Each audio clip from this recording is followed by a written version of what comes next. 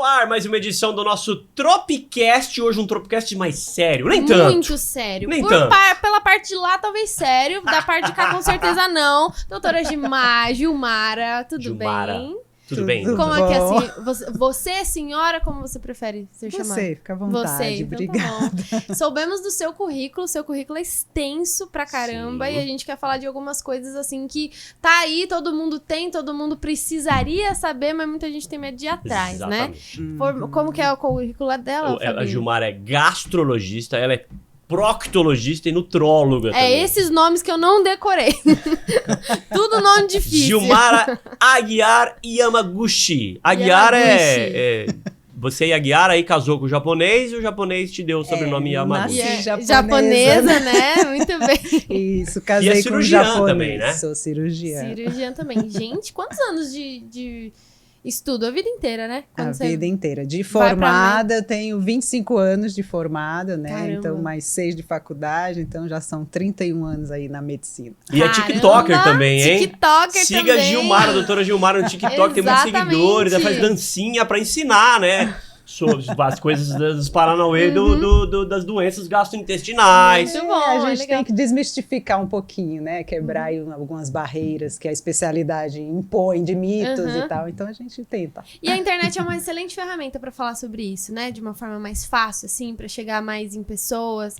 Com as suas redes sociais, você tem percebido isso? Muita gente que não saberia disso, de repente, por um vídeo seu, vai atrás de um médico. Alguma Muito, coisa? muito. Eu abri rede social pública na pandemia. Né? Então, Olha, até então recente, não usava, então. recente, até então não usava de maneira profissional. E aí na pandemia tudo parou, tudo fechou, então eu resolvi, vou usar a rede social para levar algumas informações de boa qualidade, porque Sim. tinha tanta informação Nada a errada, ver, né? equivocada ali na internet, então eu abri e foi uma grata surpresa, porque inicialmente a ideia era levar informações do Covid, só que na minha especialidade, gastrocirurgia, proctologia, tem tantos tabus, e eu comecei a falar de pílulas de saúde, orientações nessa área, e aí um monte de gente entrando em contato, agradecendo. O Brasil é enorme, muita gente que não tem acesso à saúde, muito menos a um especialista em algumas áreas. Então, eu percebi que dá para ajudar muita gente à distância, com orientações básicas e simples, né? Não é uma consulta médica, não tem como fazer uma consulta médica,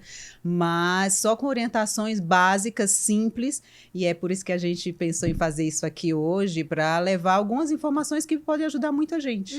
Tá. É, porque os problemas de gastro, né, intestinais, assim, eles parecem que estão cada vez piores, assim, nas pessoas.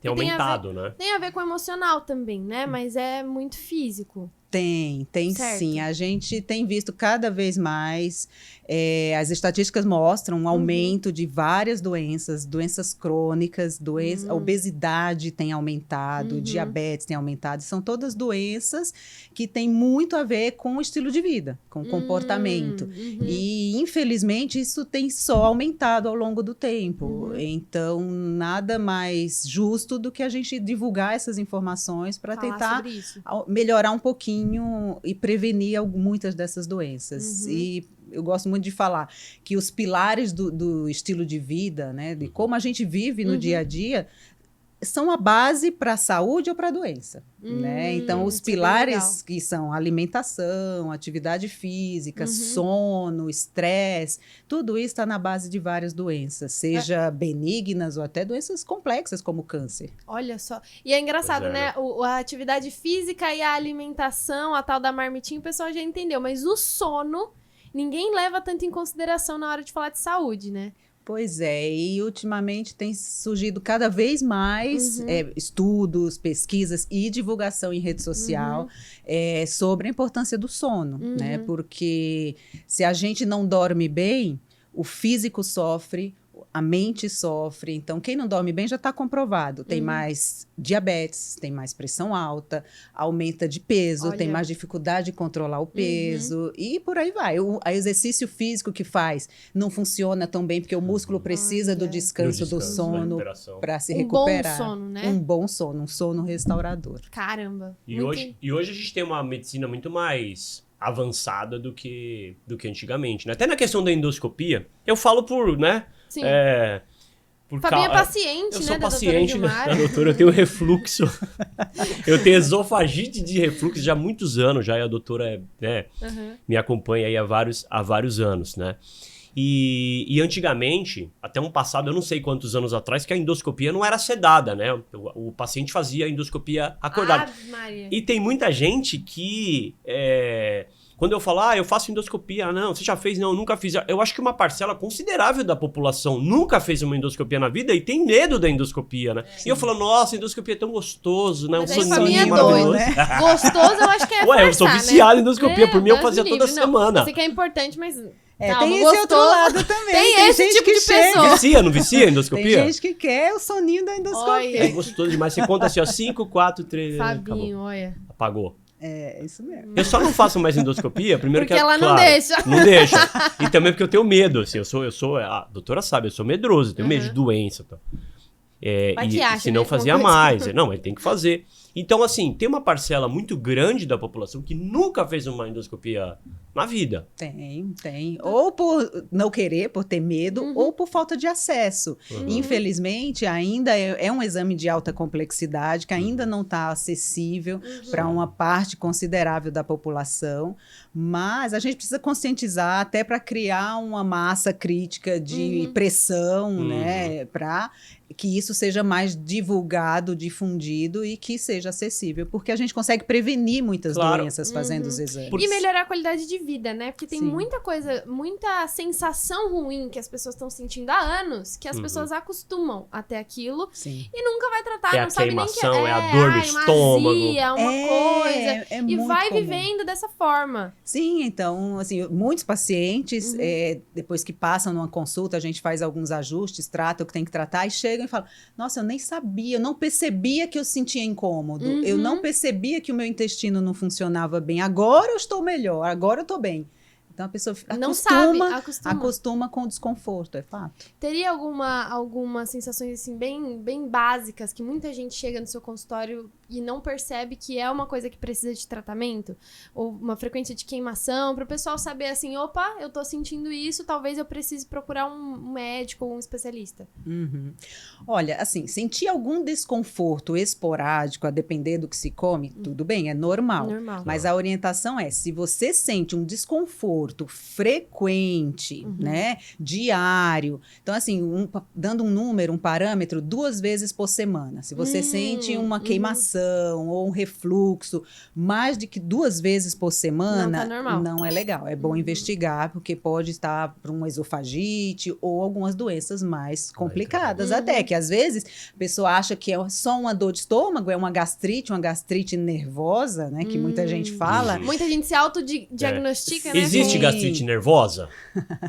Assim, nós somos corpo, mente e coração, né? Então, as emoções interferem na nossa saúde física também. Então, quando se fala gastrite nervosa, não é necessariamente uma gastrite nervosa, mas sim, se você tem... Lembra que eu falei os pilares do estilo de vida, né? Então, o estresse é um deles. Se você vive numa tensão constante, contínua, isso produz corpo vai alguns sentir. distúrbios hormonais, aumento de acidez, o seu corpo sente. Então, sim, abre espaço para outros fatores e sim, pode desenvolver gastrites e outras doenças. Mas não necessariamente que se você começa a terapia que vai melhorar a sua gastrite, né? Nem só isso, né? A gente tem que olhar para todos. Tem que comer direito, tem que se alimentar bem, tem que exercitar-se, tem que dormir bem, tem que controlar. Eu digo, ninguém controla o estresse, mas você gerencia melhor como que você lida com isso, seja na terapia, seja a própria atividade física é uma forma de gerenciar estresse. Acho que todos os pilares eles são juntos, né? Porque se você cuida do estresse, você dorme melhor. E aí, se você dorme melhor, seu metabolismo regula, você come um pouco melhor. Sim. Todos eles vão se Agora, ajudando. Né? Eu como bem, Come pratico atividade física, não estou acima do peso, É. durmo bem e tenho um refluxo lascado. E aí? Acontece também, né? E aí? Acontece. Então, assim, as doenças são multifatoriais, né? As doenças são multifatoriais. Então, assim, muito a gente consegue intervir e controlar, né? Então, você tá de parabéns, porque você faz várias coisas corretamente. Parabéns. Né? Por isso que o seu refluxo está sob controle e está melhor. Nossa, imagina se eu fizesse tudo errado. Não, eu também. Eu tinha queimado mas por eu- de mas dentro eu- pra fora. Mas eu como meus hambúrguer, minhas pizzas. Aí a doutora falou, tem que viver, né? Você não pode fazer disso um hábito, né? Mas a Fabinha é realmente muito consciente. Um dia eu liguei pra ela e falei, doutora, eu tô doido pra tomar um vinho, vai dar refluxo? Ela falou pra mim assim no zap, não, refluxo vai, mas se você tá com vontade de tomar um vinho, beba com moderação. Então, é isso. Existem não doenças... Pode bitolar, né? Não pode, senão gera um outro estresse, né? E aí a pessoa fica com outros problemas, né? Então, assim, é controlável, né? Controla os fatores que dá para controlar. E aí, sim, existem fatores anatômicos, existem fatores genéticos, que a gente vai avaliando o peso de cada um em cada doença, em cada situação, e vai lidando com isso, faz o acompanhamento. Eu vou falar de uma coisa acho que é importante a gente falar, até para informar o nosso internauta, quem está assistindo a gente. Porque eu descobri o refluxo com sintoma de infarto, que é a dor de angina. Aí você fala assim, ué, como assim com a dor de angina? Eu comecei a sentir com 20 anos de idade, ou seja, mais de 20 anos atrás, dor no peito, que irradiava para as costas, doía o braço e subia aqui pela mandíbula, assim, e eu fui parar no pronto-socorro várias vezes fazendo eletrocardiograma, o clínico geral falou, meu, eu achei que infartou. Aí depois do exame, não, você não infartou. E ninguém descobria que isso é um sintoma, para algumas pessoas, né, da esofagite de refluxo. Então, acho que tem muita gente que vai parar no hospital achando que infartou e não sabe que é um sintoma. É não difícil é verdade? de diagnosticar o refluxo? Não. Não é. Mas e nesse caso? Porque tem muita gente que tem há anos e não sabe o que é, vai em várias... Às vezes um halitose, um mau hálito. O tal do bafo. Isso. É refluxo. Halitose é uma bonitinha. Né? Bonito, a Bárbara já manda bafo. O bafo. Faz a tecla SAP, né? Mas porque assim, essa situação de ir parar no pronto-socorro não é tão incomum, né? Assim, dentro dos pacientes que têm refluxo, ela não é tão frequente, né? Mas dentro dos pacientes que chegam num pronto-socorro com dor no peito, um dos diagnósticos que a gente tem que pensar é em refluxo, sim. Por quê?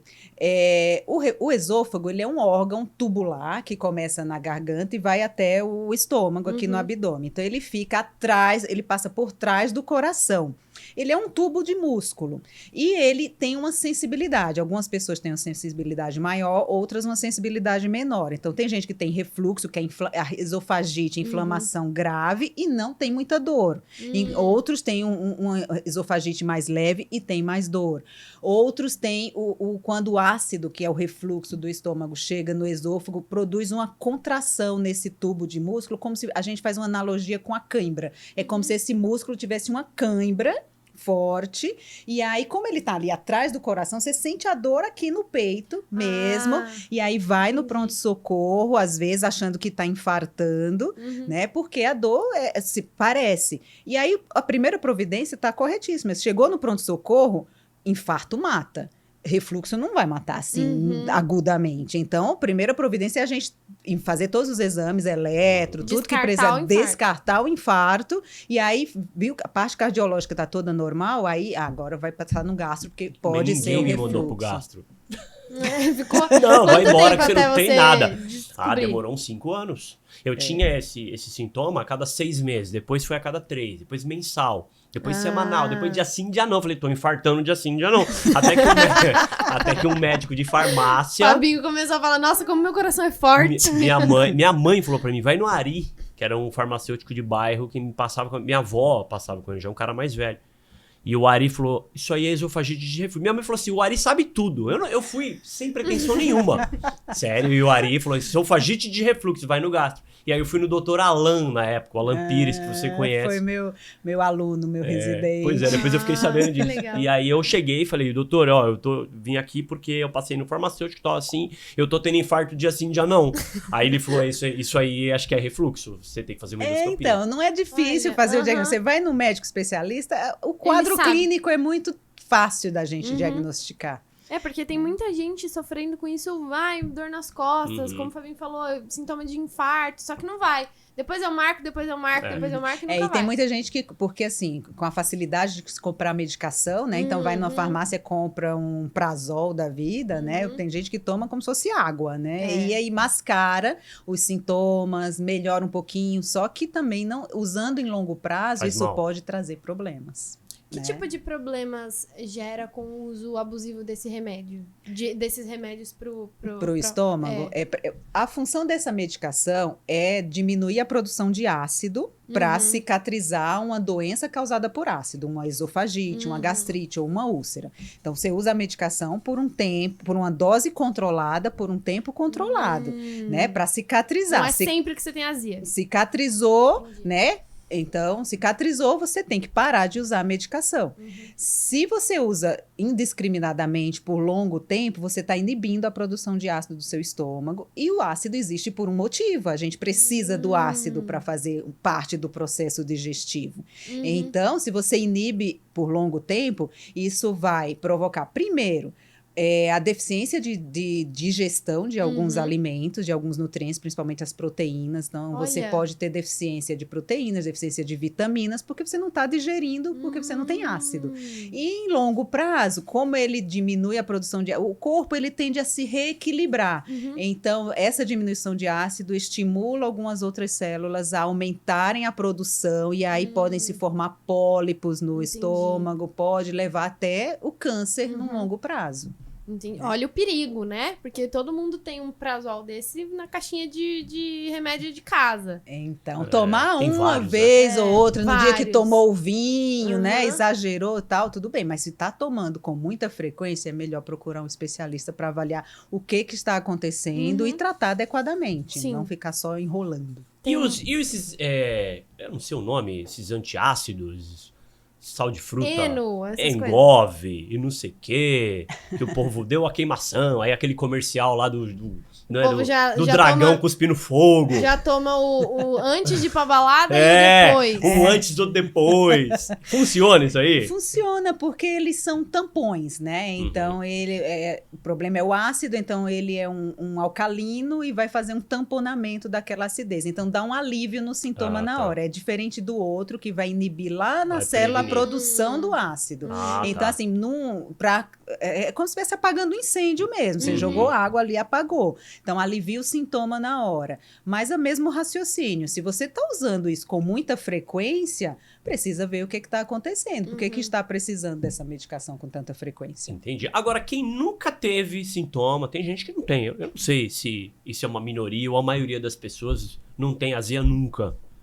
Eu nunca tenho refluxo, não tenho azia. Eu já conheci gente que falou, eu nunca teve. Não tenho, nem sei o que é queimação. Não sei se a pessoa está mentindo ou existe uma parcela da população que não sente nada.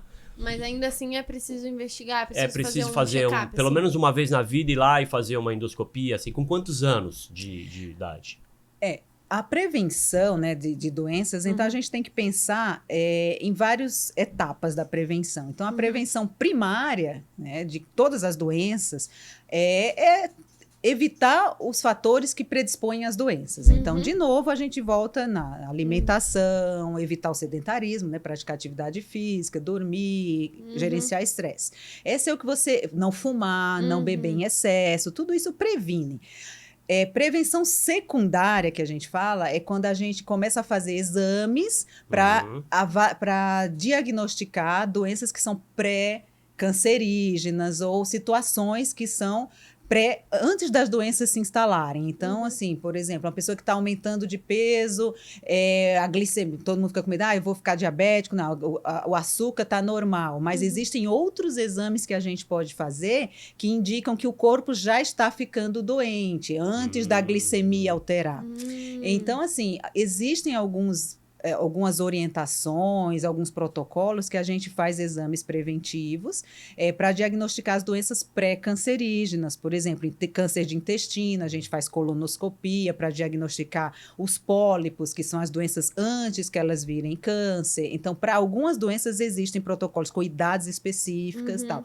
Endoscopia, o estômago especificamente, se a gente pensa em prevenção de câncer de estômago, não tem uma idade específica para a gente começar a fazer essa prevenção. Então, a gente tem que avaliar fatores de risco. Se é uma pessoa que fuma, que bebe, ela tem riscos maiores. Uma pessoa que está acima do peso tem riscos maiores. Tem casos na família, tem riscos maiores. Então, aí a gente vai tateando, avaliando a partir de que idade que faz, se a pessoa não sente nada, né? Então, 40, 45 anos é uma idade para começar a fazer esses exames de prevenção. né? Se a pessoa tem sintoma, aí é outra história. Aí já vai investigar um pouco mais. Já vai investigar. Sabendo, né, de onde procurar as coisas.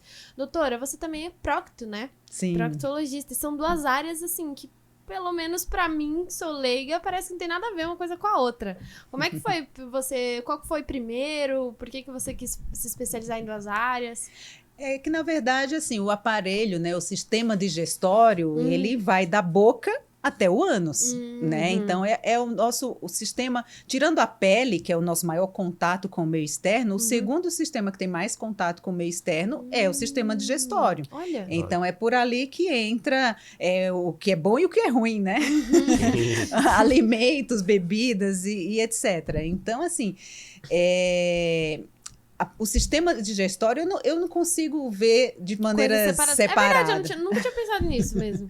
Então, assim, só, né? na minha formação, eu já fui fazer cirurgia do aparelho digestivo e coloproctologia. Então, do cabo a rabo. De cabo a rabo. Literalmente, né?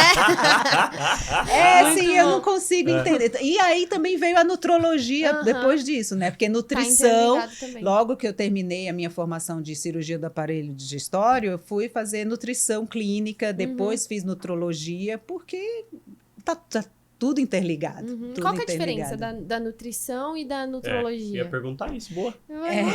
Muita gente não sabe. Nutrição é uma faculdade separada, né? De nutrição. Então, estuda mais os alimentos em si, técnicas e composição dos alimentos, né? Tá mais a ver com a composição e produzir cardápio. Desculpa te interromper, o nutricionista, ele não necessariamente é médico. Não, é outra faculdade, né? Nutrologia é o médico especialista em... Aí é o médico que estuda a interferência da nutrição na saúde, né? Então, dos alimentos na saúde. E aí, tanto para mais quanto para menos, as deficiências, então... são duas faculdades. Nutrologia é médico, com especialidade em nutrologia, e nutrição, aí sim. Tanto é que eu falo, eu sou nutróloga. E aí eu dou a orientação, os componentes, como que tem que fazer, dou uma orientação, mas cardápio, quem faz é nutricionista. Entendi. Quando o paciente precisa de cardápio, orientação detalhada. O que eu preciso comer a cada hora e tudo mais. Isso, aí é o nutricionista. Entendi. Realmente, então, você se especializou em todo o sistema digestivo, né? Desde a alimentação até a hora que sai. Que sai, exatamente. Isso, e quando não sai também é um grande problema. Muita gente sofre, eu ia né? perguntar isso agora, porque tem muita gente, eu acho que mais mulher, inclusive, que tem mais frequente. Prisão de ventre, né? Problema. Nossa, eu sou igual pombo. Eu como cago. Ai, como Fabinho, como que bom saber disso, Fabinho. Mas é só, não, e é só aqui de na manhã. Internet. Você também, Guma? Não, mas eu só vou de manhã. É impressionante. Tem horário, assim, tem um reloginho. Acordei 5 horas da manhã. Fabinho, Aí eu pego cuidado água. com os detalhes, tá? Engoliu água, não tá cagar. É assim. Acho que manda uma mensagem pro... Ele leu o livro. É isso aí, Deus fez isso. É fisiologia pura. Você leu o livro, é bonitinho. É isso mesmo. Funciona e vai assim. bonitinho, não posso reclamar. Funciona assim. Primeiro, sua pergunta. É bem frequente, 30% da população, em geral, sofre de constipação. É bastante. E é mais frequente em mulher. Eu também sou muito feliz, graças a Deus, com a minha parte intestinal. Eu nunca tive problema com isso. Eu brinco que ninguém enfesado fica feliz, né? Então, enfesado. Nossa, meus pais têm esse problema. Meus pais fazem parte dos 30%. Aí meu pai tem que comer... Meu pai e minha mãe tem que comer fibra.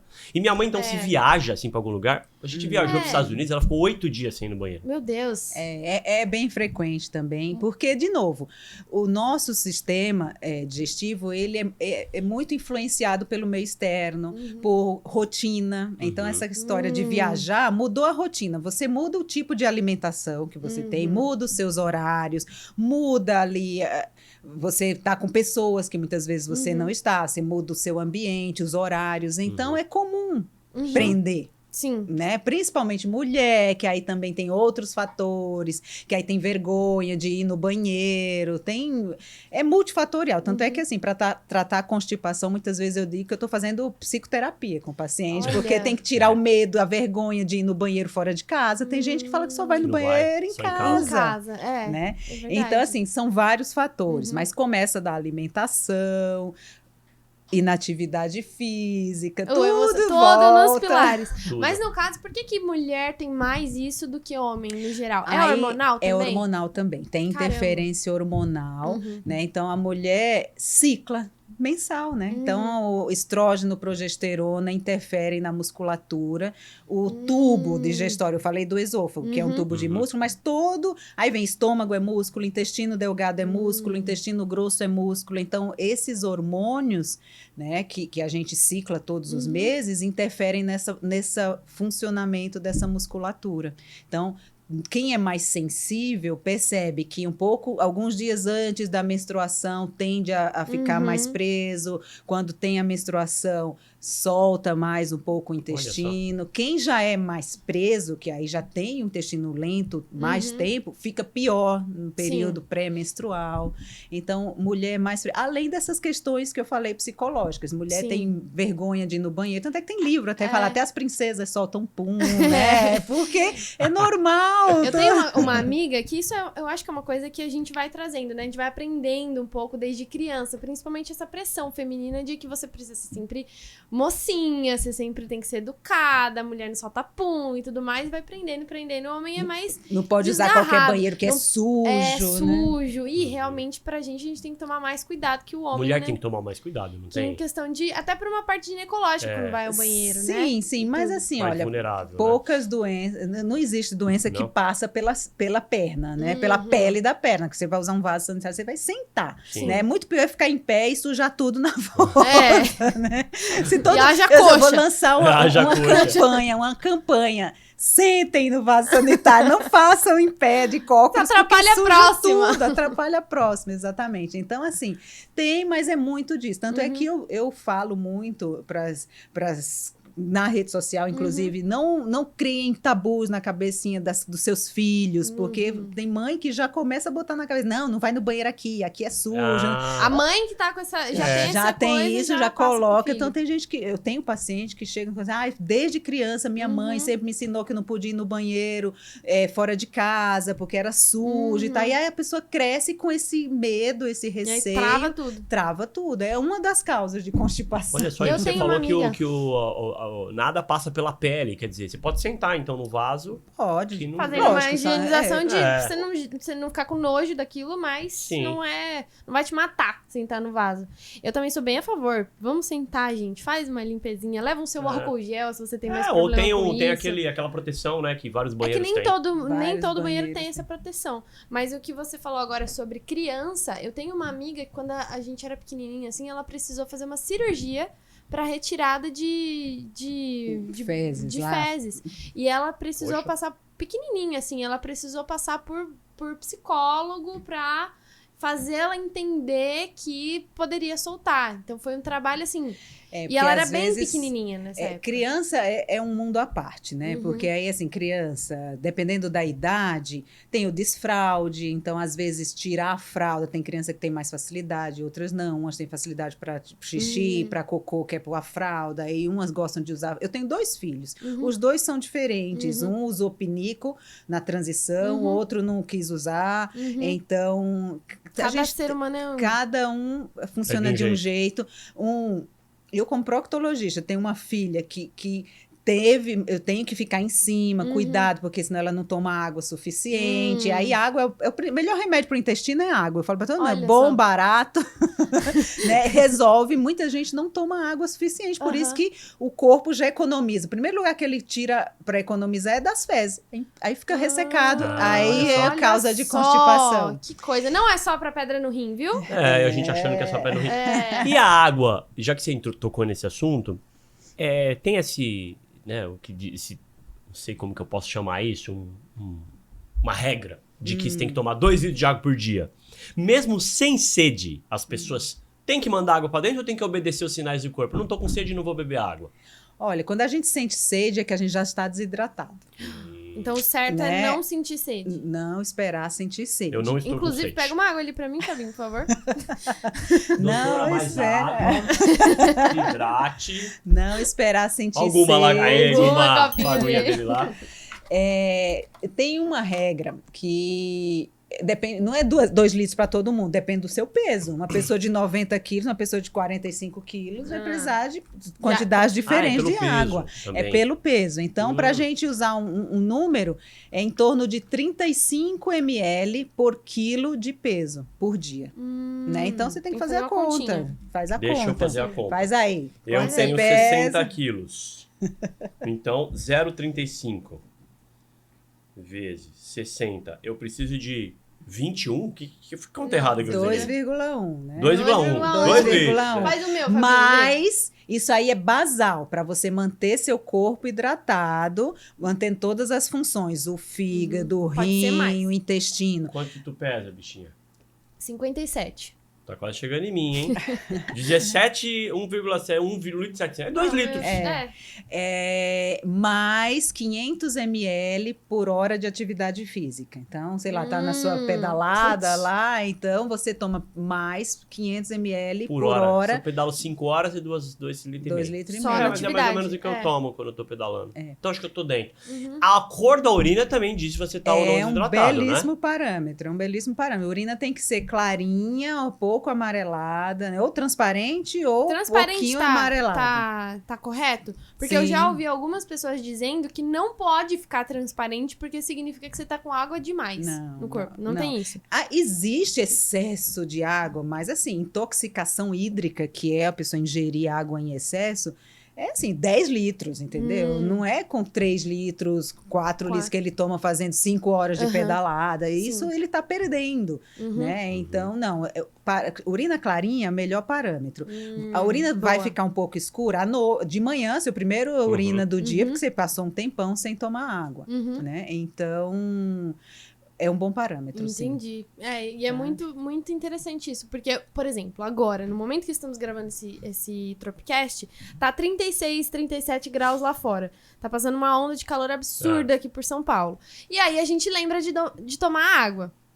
Mas eu, por exemplo, sou uma pessoa que no inverno, por exemplo, eu esqueço. Sim. Esqueço e aí não tem a ver com temperatura, né? Independente de tá calor ou tá frio, eu tenho que tomar o basal pro meu corpo. Sim, o basal você tem que tomar, né? Agora, você tá perdendo mais, né? A gente perde água pela urina, pela respiração, pela transpiração, né? Sim, quando a gente respira, o ar que a gente expira, ele leva um pouco de água, vapor. É pouco, mas leva. Quando você está fazendo atividade física, você respira mais, você perde mais água. Olha só! Né? Então, a gente perde água pela urina, pela respiração, pela transpiração e pelas fezes. As fezes levam água também. Por isso que tem que estar hidratadinho. Tem que bem hidratado. Por isso que o meu cocô sai bonitinho, porque eu bebo bastante água. Isso eu já tinha entendido, não precisava falar de novo. Quando você toma água a menos do que seu corpo precisa, então ele começa a economizar de alguns órgãos, né? Então,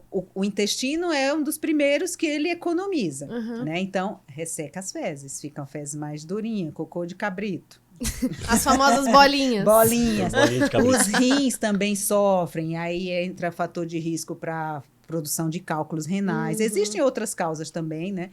A pele resseca, o cabelo resseca, tem porque rugas. Ele prioriza... rugas. Ele prioriza alguns órgãos. O cérebro, por exemplo, o coração, para manter o fluxo sanguíneo. Mas, por exemplo, quem tem tendência a dor de cabeça, enxaqueca, o principal fator... O primeiro remédio que a gente passa para enxaqueca é água também. Quando desidrata, tem crise de enxaqueca. Isso é muito, muito legal de saber, porque tem gente morrendo de enxaqueca e a pessoa não toma uma gota de água. Não sabe, no dia e vai e manda remédio pra dentro. Remédio. A Neuza. Ó, a gente fazendo propaganda. Pega uma Neuza, minha mulher assim, de cabeça, pega uma Neuza altina pra mim. Aí ela fala, não adianta tomar outra. Aí ela toma 2 de uma vez.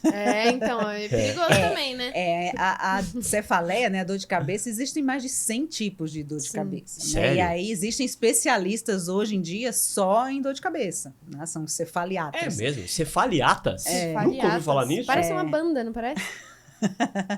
Cefaliatas. E aí investiga, tem vários gatilhos, né, para enxaqueca. A desidratação é o mais comum, mas o sono inadequado é outro fator. Alguns alimentos, existem alguns gatilhos de alguns alimentos, algumas substâncias, alguns conservantes que causam dor de cabeça. A doce causa dor de cabeça. É mesmo?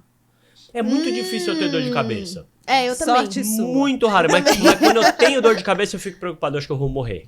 Você me conhece, você sabe. O Fabinho acha que ele vai ter alguma coisa séria Eu com vou morrer. alguma frequência. É. Alguma frequência, ele... Ai, meu Deus, tô preocupado. Calma, ó, para de ver esse exame. Ele faz o exame, ele Já fica olho, lá eu não olho lá no mais, ar. já sabe, eu evoluí. Eu não olho mais, eu não abro mais o Ele ficava, exame. ai, meu Deus, olha Nem tem a isso, senha porque mais. isso e aquilo. Já, Ele agora é a tirou a doutora senha, que tá, abre. tá melhor, né, Parei, Fabinho? fica tentando interpretar exame, jogando no Dr. Google. É um O problema Google isso. toda hora fala que a gente vai morrer, né? Sempre a gente vai morrer. Ontem eu li que o Google, se perguntar pro Google, ou é câncer ou é gravidez, né? E agora tem o chat GPT. Chat GPT Tem também gente fazendo pergunta pra ele. consulta online no chat GPT. Meu Jesus, aí ele responde assim, olha, eu não sou médico, mas eu acho que para ali. Mas para. eu acho que você tem 3 dias. É mais ou Olha, menos mas isso. assim, eu acho o Google, né? O Dr. Google. Eu sou uma pessoa otimista, eu gosto de ver o lado bom das coisas. Eu acho que a internet tem muitas coisas boas, óbvio que a gente precisa saber usar. Filtrar, né? Filtrar. Então, assim, eu acho muito legal que as informações estejam ali difundidas e as pessoas tenham um bom senso, né? Consultar. Esse Então, que é o BO. A ter inteligência artificial não ajustou o bom senso ainda de alguns. Mas, assim, é muito legal quando os pacientes chegam, eles já têm algumas informações, já vêm com perguntas mais elaboradas. Às vezes a gente tem um trabalho a mais para desconstruir algumas crenças. Mas eu acho que botando na balança melhor. É melhor, porque as pessoas já vêm mais bem informadas, ajuda o profissional também, porque aí, assim, aquele profissional também que não está muito atualizado já, então esse já vai patinar e aí o meio seleciona já. Entendi. Legal. Doutora, eu queria que vocês falassem um pouquinho sobre a questão, como é que a gente relaciona o sono com a nossa saúde gastrointestinal. Porque eu sei que, beleza, a gente sabe, por mais que muita gente não faça, a gente sabe que a atividade física, alimentação e água são super importantes. Agora, o sono, parece que as pessoas estão dormindo cada vez menos e pior. Principalmente por conta de celular, de tela, é muita informação o tempo todo, a sua cabeça tá fritando, você não consegue dormir. E aí, como é que a qualidade do sono vai ajudar a gente a ter uma flora intestinal melhor? De um jeito, né? O sono interfere em tudo, né? Em todos os órgãos do corpo, né? Porque aí ele interfere no equilíbrio hormonal, no equilíbrio de neurotransmissores, no equilíbrio de acidez, dos líquidos intestinais como um todo, em microbiota intestinal, né? A antiga flora intestinal. Então, o que é um sono adequado? Um sono de qualidade, né? A maioria das pessoas precisam de pelo menos 7 horas de sono por noite. Então, esse é um primeiro parâmetro. 7 horas em termos de tempo, mas de qualidade. Aí esse que é o problema. ponto, Sono REM, né? Tem sono o reparador. sono leve, o sono REM, sono profundo. E aí, em média, 7 horas. Algumas pessoas um pouco mais, outras pessoas um pouco menos. E aí o sono de qualidade. A gente fala muito em higiene do sono, né? O que é uma higiene do sono? O sono da noite tem a ver com o que a gente faz durante o dia inteiro, na verdade. Então, assim, já está provado que exposição solar, então você se expor ao sol durante o dia, já melhora o sono da noite. Caramba. Por quê? Vocês já ouviram falar na melatonina, né? Que tem gente que fica tomando melatonina para dormir. A gente produz melatonina naturalmente. O nosso não precisa cérebro... tomar, então? Não precisa comprar, então. Se você fizer as coisinhas certinhas, sim. O que é? Exposição solar. Já tem estudo que mostra que a luz solar que penetra na sua retina, manda mensagens para o cérebro, já dá uma equilibrada na liberação natural de melatonina. Olha, Por isso que eu que durmo coisa. bem. E aí, Que legal. Só que aí qual que é o problema? A gente observa a natureza, os animais acordam com o nascer do sol e dormem com o pôr do sol, né? Nós humanos, e internet, A gente né? tá trocando. A gente troca, e aí quando a gente fica à noite assistindo TV, ou trabalhando no computador, olhando o celular, na cama ainda, essa luz, o nosso cérebro entende que aquilo é dia. Então, essa luz, né, que emana desses dispositivos atrapalha o nosso cérebro entender que ali é dia, pra descansar. que ali já é noite. E aí não libera, ou tem um retardo na liberação da melatonina, que tem um retardo na indução do sono. Isso sem falar no conteúdo, né? É só da luz. Sim. Né? Se você, dependendo do que você lê, Você é vai ficar pior agitado. ainda, mais agitado ainda.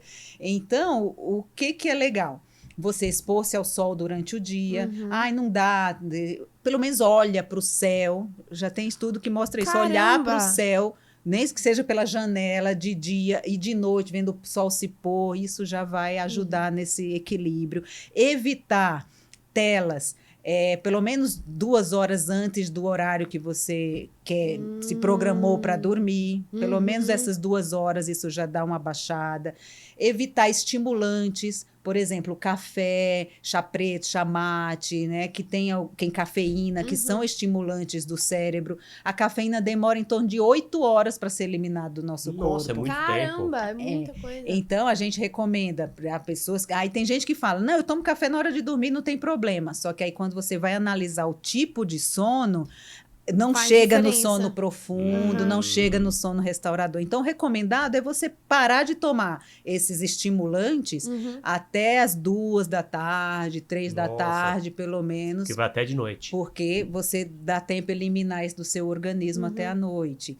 À noite, fazer com que seu corpo entenda que está chegando a hora de dormir. Então, diminuir as luzes, né? Evitar atividades estressantes. Por isso que é meio um paradoxo as academias estarem lotadas à noite. O ideal é fazer exercício mais cedo, porque a maioria dos exercícios são estimulantes. Sim. Então, leva um tempo para a pessoa desacelerar. Então, o ideal é fazer o mais cedo que conseguir, e aí fazer a atividade de desacelerar depois, tomar um banho morno, ler um livro, Um leitinho. tomar um leitinho morno, já tem, isso ajuda a liberar também substâncias que induzem o sono. E, assim, fazer atividade física é muito bom, porque forma o que a gente chama de pressão de sono, vai ocupando os receptores cerebrais que induzem o sono. Então, você gastar energia, se movimentar durante o dia, ver o sol, são todas essas coisinhas que aí dão uma pressão no seu cérebro, que aí induzem o sono. E, por último, ter horários mais ou menos regulares. O ideal é ter horários regulares para dormir e para acordar. Eu acho que essa talvez seja a maior dificuldade, né, de muita gente. Porque quando você entende, beleza, vai me fazer bem, então eu vou pelo menos ficar um pouco mais no sol, vou tomar mais água, vou fazer atividade física. Mas aí a mão começa a coçar pra você pegar no celular e ficar eternamente nas redes sociais antes de dormir. Fora aí os você vai aplicativos que a gente tem, né? É. É o Mercado Livre. Aí você vai pra rede social. Vendo, aí você vai comparar preço, Aí você fala tem assim, tanta nossa, coisa. vou fazer uma viagem. Aí você vai lá no site de viagem lá ver passagem. Fala, puta, legal. Nossa, eu vou precisar comprar, sei lá, um guarda-sol. Onde eu vou ver o guarda-sol? Entra no site da... Aí você vai ver o guarda-sol 11 horas da noite. Aí o algoritmo já te manda coisa que você nem sabia que precisava. Aí Aí você você começa a querer, né? Então, é isso.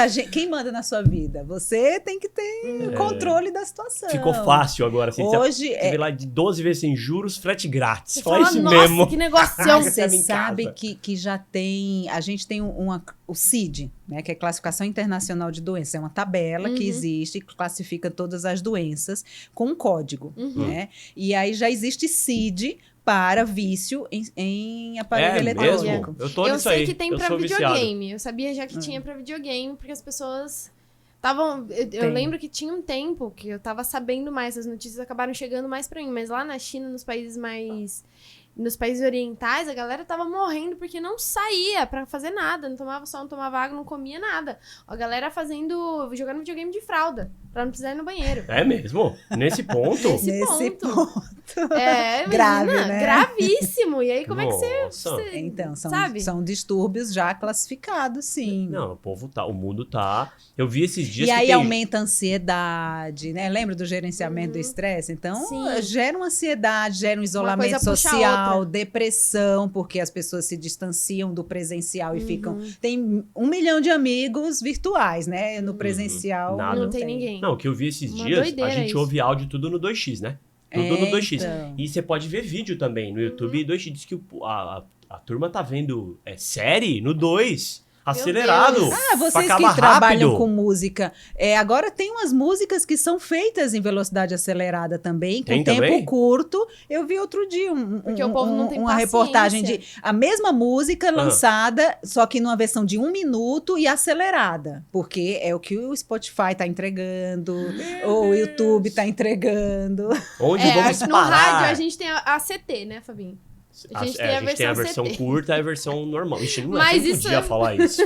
Mas já que você falou, quando a gente tá atrasado, aí vai tocar lá o Zezé de Camargo. Aí a música do Zezé de Camargo 4 minutos de música. 4 minutos, aí tem a versão com 2. Aí a gente já põe a versão com 2 pra entregar no horário. Entendi. Aí é impressionante, a gente toca a versão com 2, o povo manda mensagem. Mas é porque a gente tem horário, viu? Não é pra você ficar fazendo isso. Tocaram a música, cortaram a música. Isso aqui. Existe. Mas eu acho muito louco isso, como a gente... Parece que a tecnologia, ela tá acelerando o nosso corpo muito mais do que ele foi feito pra acelerar, né? Sim. Quando a gente pensa em antroposoficamente, né, o corpo humano não tem a capacidade de evolução tão rápida quanto a tecnologia, né? Então, falando de obesidade, por exemplo, hoje a gente tem acesso à alimentação muito mais fácil, né? Alimentos muito processados e muito fácil de adquirir, diferente dos nossos ancestrais lá nas cavernas que caçavam 3 dias, matavam um bicho, aí comia e depois não sabia quando ia comer de novo, tinha que caçar de novo e tal. Então, e aí a humanidade evoluiu, hoje tem esse alimento fácil, e o estômago, por exemplo, que precisava ser um reservatório grande para poder durar 3 dias a comida que comia. Agora você come de 2 em 2 horas, de 1 em 1 hora, o reservatório tá grande demais para a necessidade. O intestino, que a gente fala, pode ter de 3 a 7 metros, né? Varia de uma pessoa para outra. Por quê? Precisava ter o alimento cru, a carne crua, para poder fazer essa digestão. Hoje em dia, o alimento é muito mais fácil de digestão, você come muito rápido, e aí o intestino ficou longo demais para a necessidade atual. Mas mudou do homem lá das cavernas para cá? Então, teve o corpo não mudou. A teoria da evolução, lá de Darwin, sei lá de quem lá, não mudou. O corpo não mudou. Mudou pouco, né? Mudou mas muito o pouco. Aparelho digestivo, o cérebro não. aumentou um pouco, mas o aparelho digestivo... Tanto é que, assim, as técnicas de cirurgia para obesidade... vamos diminuir o estômago, vamos diminuir esse reservatório que hoje não precisa disso, vamos desviar o intestino, porque não precisa desse intestino. E os alimentos que hoje, que antigamente para fazer a digestão, eles precisavam percorrer lá os seus 6, 7 metros de intestino, hoje em 1 metro já digeriu, já absorveu todo, e o resto do intestino a gente chama que tá uma síndrome do intestino vazio. E aí alguns hormônios que tem lá no final do intestino, algumas células que precisam ser estimuladas com alimentos chegando ali para liberar esses hormônios, não chega comida mais lá, porque já absorveu tudo, é tudo mais simples, farináceo, refinado, açúcar, não chega lá, esses hormônios diminuem, aí a base para o diabetes. Eita, olha, entendeu? Tudo cíclico, né? Então, assim, falando em tecnologia, também o cérebro não tem essa capacidade de tão rápido metabolizar todas essas informações, lidar com tantos estímulos assim, aí o cérebro demora a desligar e você não consegue dormir à noite porque o cérebro tá ali trabalhando. E isso é tão doido que, saindo agora um pouco da medicina, ontem eu tava vendo um podcast sobre gestão de tempo. E aí, quando eles estavam falando sobre gestão de tempo, a moça que tava falando, ela falou assim, o nosso cérebro, ele não foi criado para armazenar nada. Ele foi criado para criar, ele foi criado para ter ideias e para fazer o corpo. Então, a gente, depender da nossa memória, vai funcionar, mas não pro excesso de informações que a gente tem consumido ultimamente. Então, a gente tá armazenando memórias vãs e aquilo que a gente poderia mesmo aproveitar pela capacidade do nosso cérebro, a gente tá deixando um pouco de lado. Então, a tecnologia é excelente, é maravilhosa, mas se a gente não pensar no nosso corpo, uma hora vai dar ruim. Porque tem muita gente Já deu. Já deu. Pra Já muita deu gente ruim. já deu. Crise de assim, ansiedade só. por isso que essas conversas a gente precisa ter com frequência, divulgar, porque não dá para ficar entregando celular na mão de criança, por exemplo, que ainda mais um cérebro em formação. O cérebro está em desenvolvimento, o cérebro demora, ele vai completar o desenvolvimento com 25 anos de idade. Eita, ferro. Tanto é por isso que é perigoso oferecer cigarro, bebida alcoólica, né? E agora esse celular para jovens, crianças, adolescentes com tanta frequência, porque vai prejudicar. Nossa. Com 25 anos só. 25 Eu anos tenho que 2 anos de completa a cérebro formação. formado. Não, eu já tenho. Não, o meu, eu tenho 44, o meu não formou ainda, não. O Fabinho estacionou em algum ponto. Parou. Não evolui. Não, Doutora, tá errado isso aí. Eu tenho uma pergunta sobre mastigação. Porque as pessoas comem muito rápido, né? E aí você engole praticamente. Meu pai fala que tem gente que come igual pato. Já vai comendo, nem mastiga, já engole e acabou. A mastigação, ela vai influenciar em alguma coisa? Na digestão? Totalmente. A digestão começa na boca, né? Eu brinco que o nosso estômago não tem dente. Então, a gente tem que chegar lá purê, tem que chegar purezinho. Então, com muita frequência, a gente tem situações de, por exemplo, casos extremos, operar uma obstrução do intestino. Eu já operei obstrução intestinal de gente que tinha comido muitas coisas, né? Desde osso inteiro. Osso? Assim, tem igual pedaço cachorro. de osso. Osso perfurar o esôfago e tal. Mas assim, o caso mais extremo, que eu disse, caramba, como que ele conseguiu engolir isso aqui? Era uma metade de uma laranja. Se ele descascou a laranja, a metade estava inteira. E aí passou pelo estômago e foi obstruir o intestino lá embaixo. Tava dobrado assim, tava amassado, mas tava uma metade inteira. Então, só que ele não rasgou. Acho que ele ouviu a música do Fábio Júnior, né? A metade da laranja pra dentro. Então, assim, a gente precisa mastigar, descansar o garfo ali enquanto mastiga, porque o alimento tem que descer purê. Purê, consistência pastosa, virar uma papinha. Estômago não tem dente. Se a gente não engole pedaço inteiro, aí o estômago não consegue triturar aquele alimento, e aí ele vai passando, e aí pode causar desde uma obstrução, num caso extremo, assim, o mais simples, não vai digerir, aquele alimento vai acabar passando sem que a gente absorva os nutrientes daquele alimento. A saliva, ela tem a primeira substância que começa a fazer a digestão dos carboidratos, das proteínas. Então, precisa da saliva ali misturando com esse alimento. A língua, ela tem um movimento frequente. Durante a mastigação, a língua faz um movimento da frente para trás, que se você coloca uma quantidade muito grande de comida na boca, ela vai, o tempo todo que você está mastigando, ela vai jogando aquela parte que está lá para trás para você engolir. Às vezes, sem perceber, você vai engolindo. Um monte de coisa inteira. Então, tem que colocar pequenas porções e mastigar o máximo possível para já descer. Muitas gastrites, dores, problemas acontecem porque o estômago está forçado a mastigar coisa que ele não está preparado. E tem alimentos que demoram. Por exemplo, a carne vermelha. Eu já ouvi gente dizer que demora dias para sair totalmente do nosso organismo. É verdade isso? A carne vermelha demora tanto assim? A carne vermelha, ela tem basicamente proteínas e gorduras, né? Então, tem uma digestão que é mais lenta. Se você mastigou bem e tá com tudo normal, não vai passar dias, né? O trânsito normal de um alimento até ser eliminado dura no máximo 1-2 dias, né?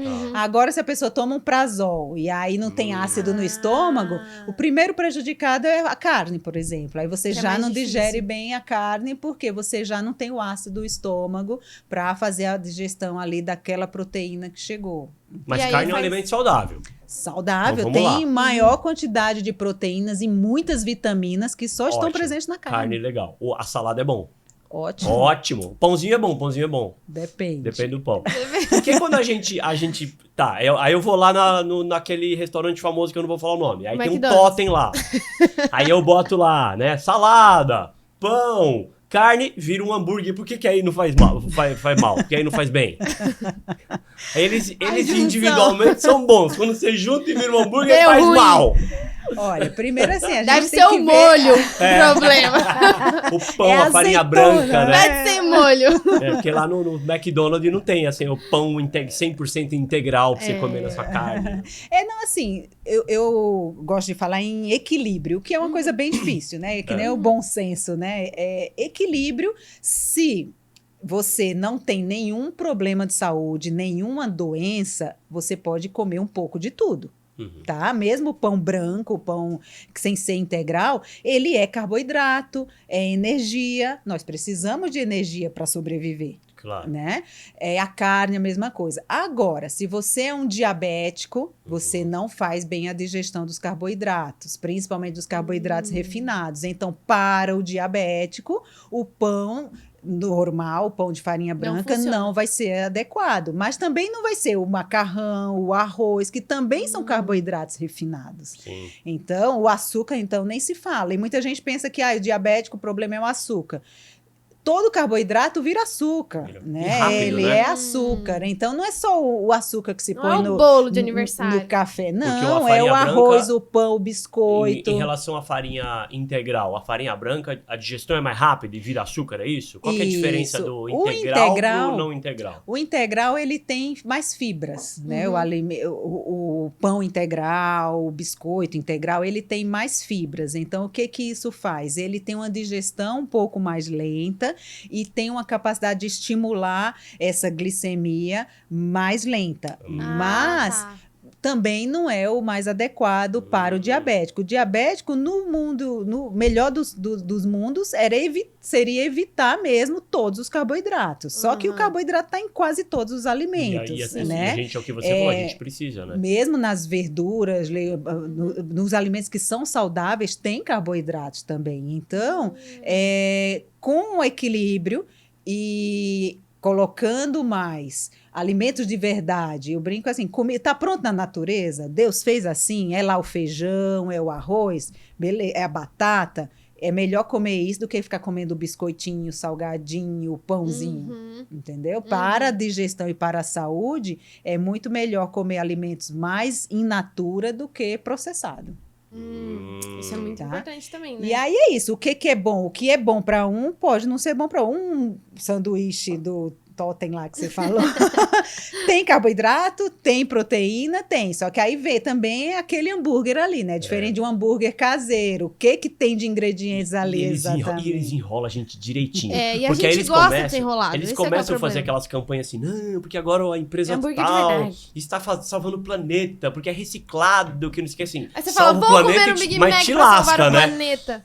Te lasca, porque aquela batatinha, tá lá, né? A Acho que isso Coca-Cola. tem. 20 dias o mesmo óleo fritando Meu, aquela batata. Aí agora você passa assim, ó, drive tudo. Aí eu ando de bicicleta, tem até um disco voador desenhado, alienígena, skate, ciclista. Aí vai lá o Fabinho de bicicleta passando. Não, mentira, eu tô brincando, eu não sou nem fã desses fast food muito aí, não sou muito. Mas tem muita gente que tá vivendo a base disso também, né? Nessa era de pedir comida por aplicativo, muita gente não tá nem mais cozinhando em casa.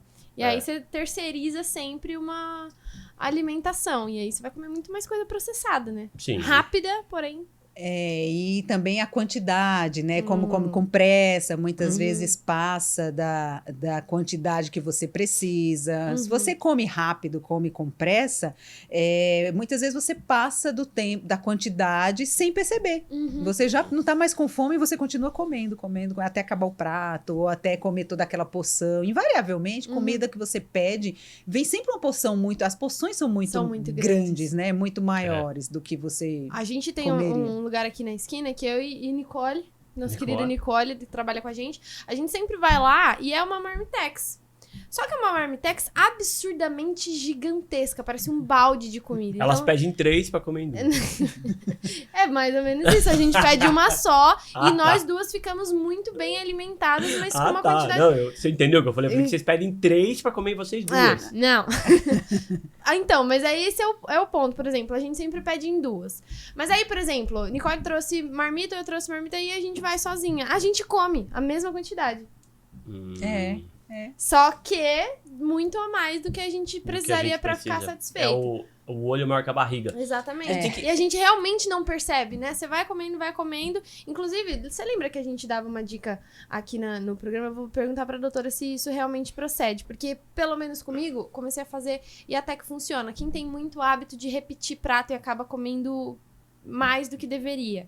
Você comeu uma quantidade, esperar uns 10 minutinhos assim, pra ver se você realmente tá com fome, vai funcionar? O seu cérebro entender, Funciona. demora um pouquinho? Existe isso mesmo, esse delay, demora. de cérebro. Diz que, né, nutricionista gosta muito de falar isso, da história do descansar o garfo, não fica, porque a gente nem solta o garfo, né? Tá, é que demora 20 minutos pro seu cérebro entender que você tá comendo. Olha. Muitas vezes você come, em 10 minutos você já comeu um pratão, repetiu. Nossa, 20 minutos pra entender que você está pra comendo. entender que você está comendo. Então, isso sim, de esperar, né? Saciar, deixa sentar ali, seu cérebro entender um pouquinho. Funciona. E uma outra coisa, voltando para a história da água, como muitas vezes você não toma água suficiente, às vezes você acha que está com fome, eu sempre falo, você acha que está com fome? Tome água, porque muitas vezes é sede. A gente confunde a sensação, muitas vezes, de fome com sede. Na verdade, você está com sede, e aí você toma um copo de água e passa. Olha só. Olha a dica aí pra você que come demais, porque muita gente também, nessa coisa de você ter muita alimentação ligada ao emocional, né? Tem gente que desconta na comida todo o estresse, de alguma forma. Aí você vai comendo, você nem percebe. E vira uma coisa emocional. Toma água, então, espera um pouquinho pra ver se é fome mesmo ou se é só... Sabe aquele, tô estressado, preciso de um doce? Sim. Tô estressado, preciso comer um negocinho. Com guindim. É. Aí come uma caixa de brigadeiro. Exatamente. Vai na Sodier ali, vem na caixinha com 25 brigadeiros. Ai, tá quase o mesmo preço eu comprar um bolo inteiro. Só mais um. Mais um. Nessa não é daí... Assim, é igual coceira. O povo adquire várias doenças. Nossa. igual coceira. Igual coceira. Você não para. Pior que é, né? Nossa, lembra o salgadinho aqui? Pô, essas coisas... Eu tirei da minha vida, né? Porque se eu compro, eu como. Mas o fandango tinha escrito assim, impossível comer um só. E é mesmo? Não tem como mesmo. Ou o bis, né? O próprio nome fala, né? Aquele salgadinho que ainda tem em alguns lugares, que é praticamente um isopor, que o cara pega de um sacão enorme que tá há um mês ali. Nossa senhora. E você acha que é orégano, é fungo que tem ali. Ó, eu tenho 2 perguntas agora. Queria saber o seguinte. Voltando lá na lanchonete.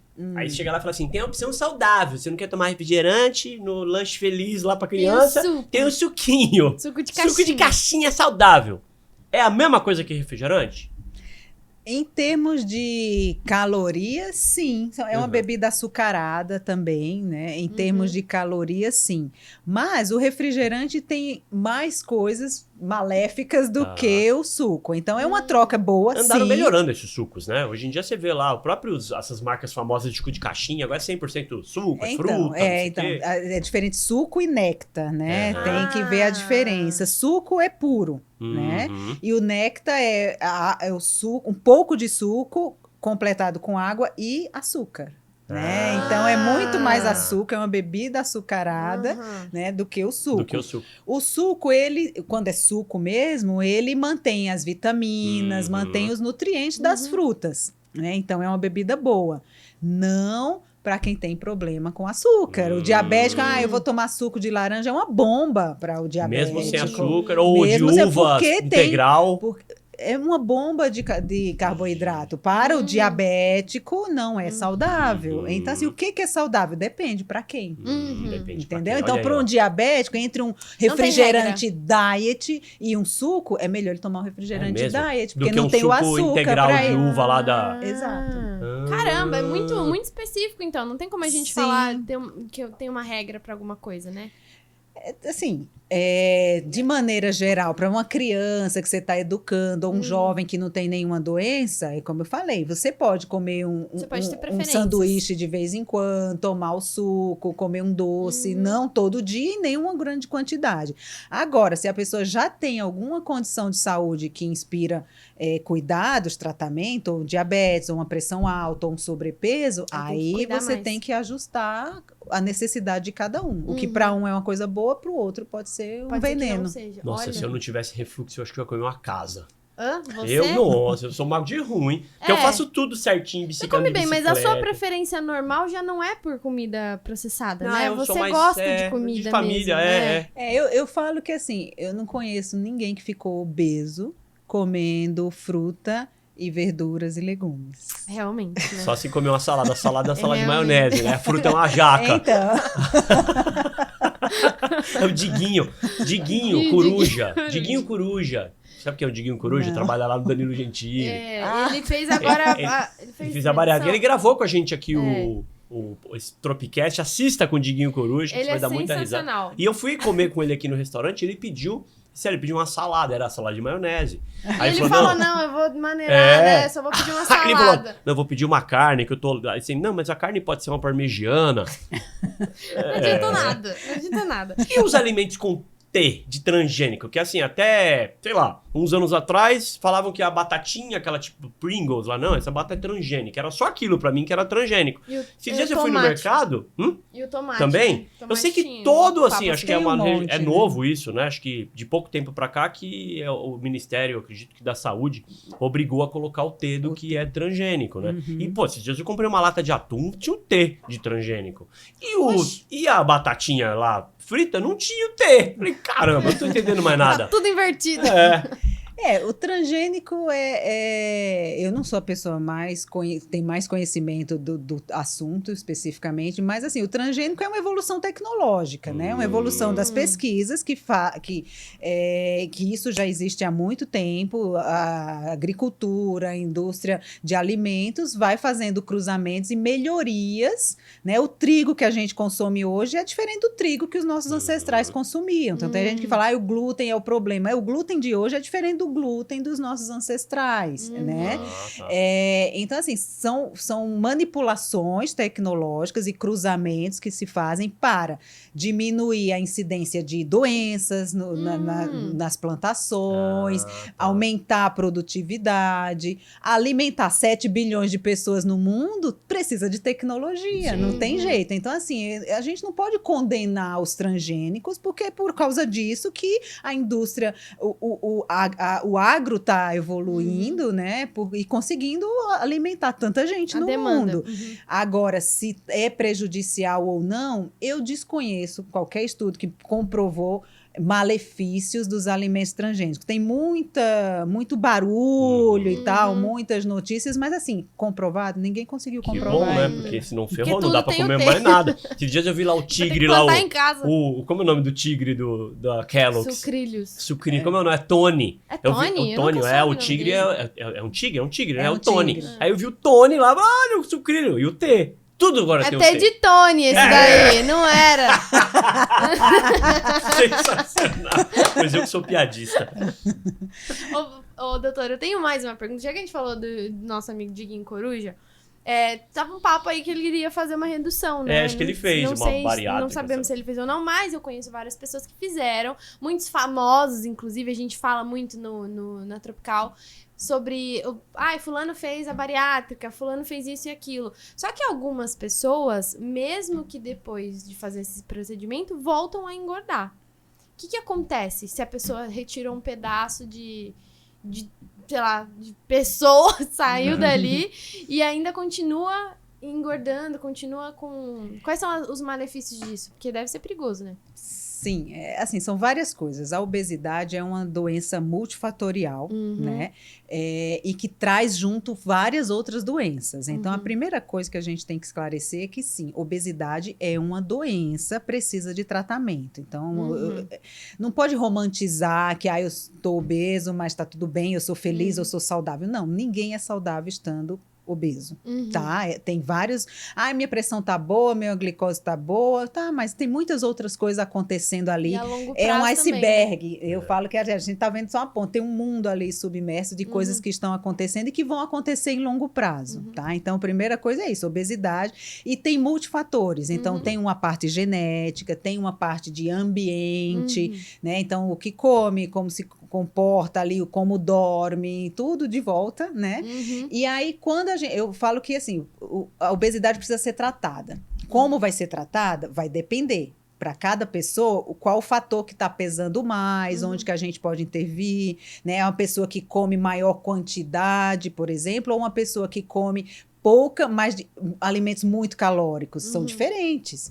E aí, as cirurgias, a gente tem várias técnicas. A gente tem técnica que só reduz o estômago, que só mexe no estômago, outras técnicas que reduz o estômago e desvia o intestino, ou reduz menos o estômago e desvia mais o intestino, ou vice-versa. Existem várias técnicas. Cada caso a gente adequa para a necessidade de cada paciente.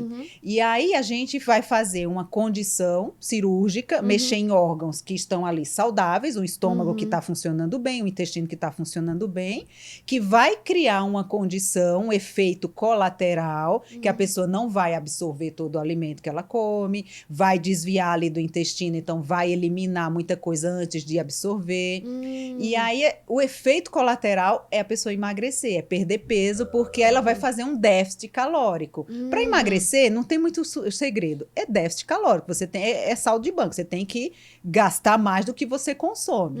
Né? Então, é essa. E na cirurgia, a gente faz uma condição anatômica ali que vai gerar isso.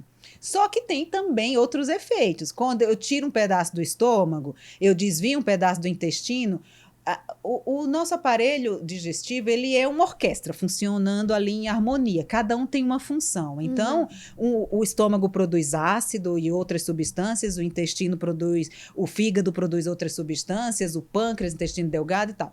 Quando eu mexo nisso, eu vou intervir nesse funcionamento. Então, o ferro, por exemplo, que é absorvido no começo do intestino, quando o alimento deixa de passar por aquele pedaço, porque eu desviei, então a pessoa já não absorve bem o ferro, e aí o que vai acontecer? O ferro é fundamental para a produção de células sanguíneas, a pessoa tem anemia.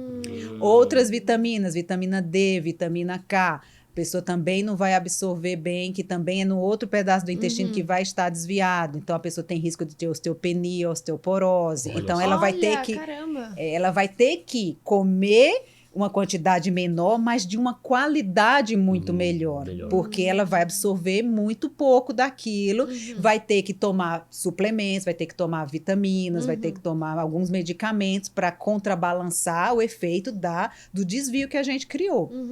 Aí o que acontece? Tem gente que acha que a cirurgia vai fazer milagre, que a pessoa não vai precisar cuidar da alimentação, que não vai precisar fazer nada disso, e não vai, e deixa pra lá. E acha que fez a cirurgia e tá tudo resolvido. Porque a gente fala tanto disso em relação às pessoas que a gente fala, né? Temos um programa que a gente fala muito dos famosos, da vida do pessoal. E aí dá a impressão que as pessoas fazem bariátrica do mesmo jeito que elas colocam botox. Sabe? Como uma coisa estética, né? Sim, fulano fez isso, fulano vai fazer bariátrica, fulano isso, fulano não sei o quê. E às vezes até mais em mulher, né? Que tem um pouco mais esse apego com o estético, as pessoas escondem que fizeram a bariátrica. E do nada, tô na academia, tô não sei o quê, comecei a comer comidinhas da terra, não sei o que lá. E aí aparece magra do nada. Só que depois a gente já vê que a pessoa tá engordando de novo. Isso é muito perigoso, então, esse sinal, né, de engordar novamente. Ou lipo, né? Os famosos faz muita lipo, né? Também. E às vezes o que acontece, a pessoa volta a ganhar peso e fica desnutrido. É mesmo? Porque a pessoa pode estar acima do peso, estar com obesidade e desnutrido. Entendi. O que é desnutrição? É uma deficiência de algum nutriente, um ou mais nutrientes no nosso corpo. Então, a pessoa pode estar acima do peso, porque tá... Eu já vi milhões de casos, assim, esdrúxulos. Então, assim, gente que operou bariátrica só consegue tomar líquido, porque nos primeiros dias fica com a dieta mais restrita. Aí toma Coca-Cola, ou toma leite condensado. Nossa! Toma leite condensado. Então, assim, então o tratamento, quando eu falo que é multifatorial, então a gente tem que cuidar da parte hormonal, da parte alimentar, da parte psicológica. Então, assim, já vi paciente que ficou deprimido depois, porque o prazer da vida era comer. E agora, como não consegue mais comer, aí fica deprimido, ou cria outro vício, como vira alcoólico, né? Ou começa a fumar demais. Então, assim, o tratamento tem que ser completo e um acompanhamento. Eu digo que é um casamento sem direito a divórcio. Você tem que casar com a equipe. Com o seu gasto. com a equipe que está te tratando, porque, assim, tem questões de curto, de médio e de longo prazo. Então, tem que fazer um acompanhamento. Quando a pessoa se envolve, entende isso e faz tudo direitinho, é transformador. É assim, muda de vida, né? A pessoa adquire uma saúde muito melhor, elimina várias doenças que a obesidade traz junto. A obesidade por si, mesmo que a pessoa ainda não tenha desenvolvido diabetes, pressão alta, outros problemas, ela já tira do indivíduo 12 a 13 anos de expectativa de vida. Nossa! Se a nossa expectativa hoje está em 72 anos, o obeso já tem 12 a menos, só pela obesidade, porque alguma doença vai se desenvolver. É uma questão de saúde, não é estética. E muita gente tem jogado pra estética, né? Tanto pra você, que aí eu acho que é muito prejudicial você também idolatrar um corpo que é todo magrinho, né? Porque a pessoa pode estar com toda de lipo LED, trincada na foto, mas completamente descompensada. Pode estar dentro desequilibrada também, com certeza. E aí, como você falou, de volta a engordar depois, é por isso, porque as pessoas muitas pessoas não fazem esse outro kit de cuidados. Não é só a cirurgia. Tem gente que quer ser cuidado, terceiriza, né? Cuida de mim, me opera e eu não tenho compromisso nenhum com isso. Então, isso... Quem vai sofrer as consequências é a própria pessoa depois, né? Com certeza. Exatamente. Eu tenho um conhecido, na verdade, que ele fez a redução de estômago. E faz bastante tempo isso. E ele deu uma emagrecida e tudo mais. Não é uma pessoa tão próxima assim, então a gente perdeu o contato. Mas aí quando a gente viu novamente, tava do mesmo tamanho do que antes da cirurgia. Muito, muito grande. Então, isso é prejudicial ainda mais, né? Sim, porque sim, agora porque você aí tá agora você mais não tem nem onde cortar e costurar, né? Não Já tem mais o tá. que fazer. Não tem mais Não o dá que pra fazer fazer. 2 vezes, né? Não pode. Depende do tipo de cirurgia que foi feita inicialmente. Como eu te falei, tem cirurgia que a gente mexe só no estômago, outra que mexe no estômago e no intestino, diferentes formas. Então, existe o que a gente chama de cirurgia de resgate, sim, mas a gente tem que entender o que aconteceu. Se a pessoa não deu certo, porque já fez tudo errado. Eu já tive muitos pacientes que chegaram para mim que fizeram uma cirurgia que era só do estômago, e aí, deu certo no começo, mas depois voltei a engordar, agora eu quero fazer outra parte, quero fazer outro. E aí eu fui ver o que tinha acontecido, a pessoa que não tinha feito nada certo, tinha feito tudo errado. Não vamos fazer, aí você vai cortar mais um pouco e aí vai gerar mais distúrbio, porque aí pesam os efeitos negativos, muito mais. A pessoa já estava acima do peso de novo, mas estava anêmico, estava com o fígado já alterado, e aí você vai colocar mais uma agressão e ele vai continuar fazendo tudo errado, piora mais ainda a saúde dele. A gente não quer piorar a saúde das pessoas. E esse tipo de cirurgia, ele precisa vir como indicação médica ou tem gente que chega no consultório e pede? Eu quero fazer uma bariátrica. Eu quero fazer alguma coisa assim. Tô acima do peso, não tô gostando do que vejo. Não tô conseguindo emagrecer, aí vai e pede pro médico, assim. Os caminhos podem ser vários, né? O paciente pode pedir qualquer coisa. Agora, a gente, com bom senso, vai analisar se para ele vai ser bom ou não. O mais comum, o paciente pode chegar já num gastrocirurgião e ciente de que está acima do peso, muito acima, a gente avalia. Hoje a gente classifica a obesidade de maneira simplificada pelo IMC, que é o Índice de Massa Corporal, né? Então, a gente pega o peso, divide pela altura em metros ao quadrado. Então, o normal é que esse índice esteja entre 20 e 25. Se esse índice está entre 20 e 25, você está dentro de um peso normal. Se está abaixo, você está abaixo do peso. Se está entre 25 e 30, essa proporção, você está com sobrepeso. Entre 30 e 35 é uma obesidade grau 1, de 35 a 40, obesidade grau 2, acima de 40, obesidade grau 3. Então, assim, já está amplamente estudado, estudos científicos muitos, comprovando que quando a pessoa tem um IMC acima de 40, né, é uma obesidade grau 3, ela já está com tantos distúrbios metabólicos que a chance dela ter sucesso com o tratamento não cirúrgico é menor. Né? Então, para essas pessoas, a gente vê, poxa, realmente vamos aqui juntar forças para ver se a cirurgia vai ajudar. Mas a gente nunca pensa, vai ser cirurgia de cara. Não, provavelmente cirurgia vai ser bom para você, mas vamos fazer todo o processo. A alimentação, atividade física, tratamento psicológico, e a cirurgia é um dos 4 aspectos que a gente vai entrar para fazer o tratamento. Né? Uma abaixo cirúrgica, disso, eu acho que é só o último, né? Porque exato, ninguém quer é um processo. nada. Ninguém começa passando o carro na frente dos bois, né? Como se diz lá na minha terra. Se você começa e faz uma cirurgia sem que a pessoa tenha passado por essa preparação, vai dar errado. Vai dar errado. Então, assim, quando tem um IMC acima de 40, então obesidade grau 3, a gente já sabe que provavelmente esse paciente vai ter um benefício da cirurgia, porque os estudos mostram que, num longo prazo, a cirurgia vai ser mais benéfica para esse paciente. Mas também não significa certo direto, né? Então, vamos começar o tratamento. Eu já tive pacientes que tinha 42, 43 de IMC, começou a fazer o tratamento, se envolveu tanto, se engajou tanto e começou a ter tanta resposta de perda de peso que depois, no meio, não precisou mais da cirurgia. Sim, emagreceu. Emagreceu, ficou bem, mudou de vida, mas assim, gente que mudou de vida, né? Sim.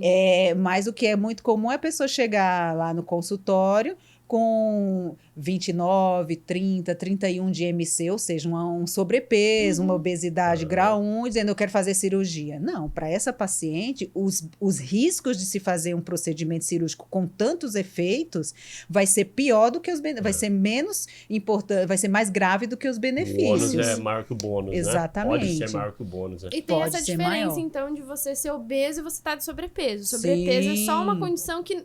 O sobrepeso, assim, porque é muito atual essa discussão do que é um corpo saudável, né? Porque tem muita gente que, por uma questão de estética, por uma questão de da mídia mesmo, de colocar como melhores corpos, corpo muito, muito, muito magro, as pessoas começaram a ter distúrbios alimentares. Sim. Pra ficar magro, né? E isso foi terrível. Agora parece que também acontece a versão contrária. Quando tem, por exemplo, influencer, eu já vi muitos casos de pessoas que eu sigo, elas começaram a emagrecer e aí as pessoas começaram a criticar. Porque você não tá se aceitando, você não tá isso, você não tá não sei o quê. Então as pessoas pesam pros dois lados. Existe, assim... Além do IMC, como é que a pessoa ela sabe, ela tem essa ciência se ela tá com sobrepeso ou se ela já tá numa situação de obesidade? O IMC é um índice simples que qualquer um pode calcular em casa já e já tem um parâmetro, mas ele sim tem falhas, porque a pessoa pode estar dentro de um IMC saudável e estar com desbalanço. O que é saudável para o corpo? Você ter mais massa magra, mais músculo do que gordura. Você já ouviu falar na falsa magra, né? Então, tem gente que está dentro do peso, né, no IMC, mas quando você faz uma análise de composição corporal, e aí são exames mais profundos, mais específicos, mais complexos, e aí você vai analisar o percentual de gordura e o percentual de massa magra, a pessoa está com muito mais gordura do que o ideal, então essa pessoa também está doente metabolicamente. E o inverso também, né? Usando um extremo aqui de um exemplo que eu sempre falo em aula, o Holyfield, né? O boxeador. No auge da carreira dele, ele tinha um IMC de 40. Então, assim, se a gente fosse olhar pelo IMC, ele era obeso. Mas, quando quando se fazia análise da composição corporal, ele tinha 2% de gordura no corpo e o resto era massa muscular. Então, ele era uma montanha de músculo, ele não era obeso, entendeu? Então, assim, tem vários parâmetros que a gente pode usar. Então, a avaliação de composição corporal é uma delas. E aí, existem várias formas de avaliar, vários exames que podem ser feitos para isso. Exames de laboratório também, porque você pode estar num sobrepeso. Hoje em dia, a gente sabe que, assim, até um sobrepeso, um 27, 28 de IMC, desde que a pessoa tenha uma alimentação saudável, faça atividade física e tal, ela pode estar metabolicamente saudável, sim. Tá? Agora, obesidade, grau 2, 3, ninguém vai estar metabolicamente saudável com uma composição corporal desbalanceada. Tá? Então, não porque- existe isso de romantizar a obesidade, se aceitar. Não. A gente também viu influencers que, de repente, infartaram e morreram, né? Com 32 anos de Tanto que idade. Exato. as doenças cardiovasculares, elas são mais frequentes em pessoas acima do peso do que, né, em pessoas várias acima do peso, coisas, né? né? Sim. Vários Diabetes, tipos de doença. hipertensão, né? É Sim. muito doido isso. Uma experiência minha, eu sempre tive um corpo magrinho, assim. Mas houve um período da minha vida que os meus triglicérides estavam altos. Estavam acima do que deveria. Dos parâmetros, né? Então, assim, eu tenho uma dificuldade de ganhar peso, mas tem colesterol, tem outras coisas dentro que não estavam corretas. Quer dizer, você é magro e tava com ou triglicéridos seja, o altos. Sim. visual nem sempre ele vai te mostrar Uhum. um saudável, Exatamente. né? Assim, a maioria, como já falando em condições de saúde, né? 80, 90% das doenças tem a ver com o ambiente, com o estilo de vida. Mas 10% das doenças tem a ver com fatores genéticos, né? Algumas são, assim, tem esse gene, vai desenvolver a doença. Mas não é a maioria. A maioria é só um fator de risco a mais. E aí deixa a pessoa mais predisposto. Falando em triglicérides, colesterol especificamente, há um percentual das pessoas que tem uma tendência genética a ter problemas de colesterol e triglicérides, mesmo estando com o peso adequado, com a massa corporal adequada de gordura e de massa muscular. É uma condição genética. E aí, quando o médico, a gente avalia isso e vê que é uma condição genética, essa pessoa pode precisar de medicamento muito mais cedo do que outras pessoas que estão acima do peso, porque comem tudo errado, entendeu? São todas condições muito individuais que aí só fazendo uma avaliação individualizada mesmo. Nossa, quanta coisa, hein? Que a gente vai passando assim, vai vivendo, porque a gente lembra, né? Pelo menos assim, lá em casa, o que você precisa fazer todo ano? Ir no ginecologista e fazer um exame de sangue. É isso. E aí a gente acaba não lembrando do desconforto, da azia, do sobrepeso e tudo mais. Vai deixando pra lá. Vem comigo, eu vou te passar a minha lista de hoje em exames que eu dia- faço. Não, a sua eu não quero, não. A sua. Só se ela me mandar. Ela vai mandar você fazer um exame que eu fiz que é muito tranquilo. Não. Se chama manometria esofágica. Não, Manometria e tem a pH-metria. É muito bom, muito É tranquilo. gostoso. Não, mapa. Você nunca fez mapa? Mapa.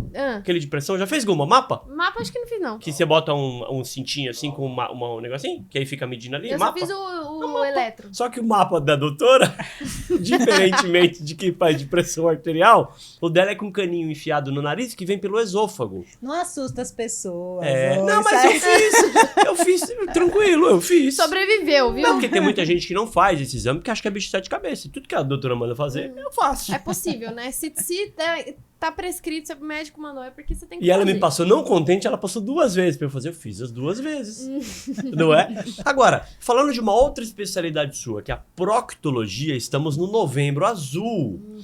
O câncer de próstata, ele você pode prevenir ou detectar precocemente, porque assim como o câncer de estômago, de esôfago, tantos outros cânceres, né, que são ligados aos bons hábitos, por exemplo, câncer de pele, você pode prevenir evitando a exposição ao sol e tal. O Protetor. câncer de próstata, ele é prevenível também ou ele é só detectável precocemente? Ele é prevenível na situação de que alguns fatores de risco, né, aumentam a chance de ter. A gente estava falando de obesidade. Obesidade aumenta o risco de câncer de próstata. É mesmo? Também. Também. Obesidade aumenta o risco de vários tipos de câncer. Né? Na mulher, de mama, de endométrio, de ovário, intestino, em todos os sexos, e próstata também, principalmente os casos mais avançados. Então, aumenta o risco de câncer de próstata e avança mais rápido, o câncer progride mais rápido. Então, hoje em dia, a gente sabe que sim, o câncer de próstata pode ser prevenido com essas condições, mas na maioria das vezes ele pode ser detectado precoce, tá? Mas só uma correção, quem cuida de próstata é urologista, não é um proctologista. Olha, Uia. é um urologista. Procto vem de ânus, na verdade, né? Então, proctologista é especialista nas doenças do intestino, reto e ânus, né? Mas é uma confusão muito comum. Eu recebo muito paciente no consultório querendo fazer prevenção prevenção de câncer de próstata achando que é Como a proctologista. doutora, ela manja de tudo, aí você viu que ela tirou de letra e já Eu falou. digo assim, ó, Por isso que ela deu uma risadinha, falou, Fabinho, tá falando besteira. É assim, eu até faço o exame da próstata, porque como eu faço o exame do reto, né, e faço o toque, a próstata tá encostada no intestino, Tô então falando, você eu manja de examino de tudo. tabela a próstata também, e eu não perco a oportunidade, porque hoje a gente fala que a gente não pode perder a oportunidade de ajudar as pessoas, de fazer prevenção. Então, tá ali na proctologista, vai fazer o exame, eu já examino a próstata do paciente, se eu detecto alguma alteração. É, Olha aí, ó. urologista. Acho que grande parte acha que é o proctologista. Não é uma... Até não mesmo é- porque uma grande parte dos homens, infelizmente, ainda tem um preconceito e ainda fogem do exame, né? Já que entramos nesse assunto, eu sei que não é a sua especialidade, mas o homem, a partir de qual idade, né? Acho que dos 45, dos 50 anos, deve começar a procurar. O ideal é fazer prevenção. Se tiver casos na família, né, o pai, né, teve câncer mais precoce, então pode começar até antes, né, 10 anos antes da idade que foi o caso. Mas, assim, o câncer de próstata, ele tem várias formas de apresentação. Hoje, a gente até fala que ele, às vezes, se todo homem viver até os 100 anos de idade, ele vai ter câncer de próstata, porque é uma doença degenerativa, né? Pela idade mesmo, todo homem vai ter.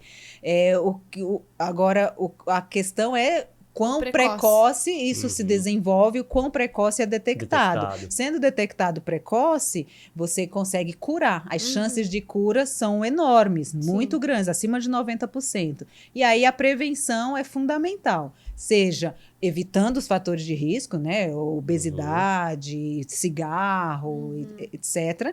E fazendo os exames preventivos, né? Hoje em dia a gente faz exames. O toque é um exame, o exame de sangue dosando PSA, né? Ultrassonografia de próstata, então tem que fazer. Só morre disso quem quer. Porque né? Tem como, né? Lógico. Tem como. É como pro câncer de mama também, né? Se você descobre no começo, você tem quase 100%. Isso aí, ó, 90% de chance de Novembro curar Azul tá também. aí, ó. É né? isso aí, vai atrás, viu? Isso a gente aí. tá falando de gastro, a gente tá falando de proctologia, de... Como que é? Nutrologia. E coisas que não tá muito no vocabulário das pessoas, né? Você lembra, assim... Você tem muito no consultório, assim, gente que nunca visitou um gastro na vida? Tem. E aí, só quando o negócio tá ruim mesmo, que fala, não, vai no gastro, aí a pessoa vai quase que amarrada. Sim. Principalmente homens, né, que têm uma certa resistência a se cuidarem. Proctologia, eu te falo que tem muito mais preconceito, né? Porque as pessoas têm medo, têm vergonha. Eu brinco, gente, eu examino a parte intestinal. Como que eu tô vendo o rosto da pessoa? É uma parte do corpo como qualquer outra. A gente não pode ter preconceitos. Desconforto, sangramento. Não é normal. Não é normal ter sangramento, achar que é hemorroida, né? E então, aí não vai. E aí não vai. Tem que se despir de preconceitos, né, sem trocadilhos. Porque, assim, a maioria das doenças, quando a gente detecta precoce, né, falando de câncer, prevenção, elas são curáveis, né, e está aumentando a incidência, porque tem aumentado esses fatores de risco que estão aí na vida moderna. Então, tem que fazer prevenção. E prevenção, voltando, a gente começa na prevenção primária. A gente, é atividade física, não consigo, não tenho dinheiro para ir na academia, não tenho tempo, tenho filho pequeno. Atividade física é qualquer movimento, tá valendo. Escada, né? Sobe escada, ao invés Caminhada. de andar de elevador, sobe um lance de escada, desce, vai na padaria a pé, vai passear com o cachorro, vai andar de bicicleta, vai brincar com as crianças, senta e levanta do sofá. Bodybuilder, né? Não, vai academia. Dançar, põe uma música e dança dentro de casa. Qualquer movimento tá valendo, né? Então, a atividade não precisa botar muita dificuldade, sai para caminhar na rua, tudo tá valendo. Alimentação é caro, vai na feira, vai gachepa, é mais barato comprar comida, é mais saudável comprar comida de verdade do que ficar comprando biscoitinho, pãozinho, lasanha pronta. Isso aí. É verdade. E assim, as pessoas hoje têm um pouco mais de menos tempo também, eu acredito, mas o fato das pessoas não cozinharem mais tanto como era um tempo atrás fez com que a gente também piorasse bastante nossa alimentação, né? Essa questão de ir na feira, por exemplo. Tem gente que não vai mais na feira, compra tudo já pronto. Então, mas a internet facilita também. Hoje em dia tem entrega de feira em casa. É verdade. Né? Eu tenho 2 feiras perto da minha casa. Na sexta-feira, coincidentemente, fica uma quadra para cada lado.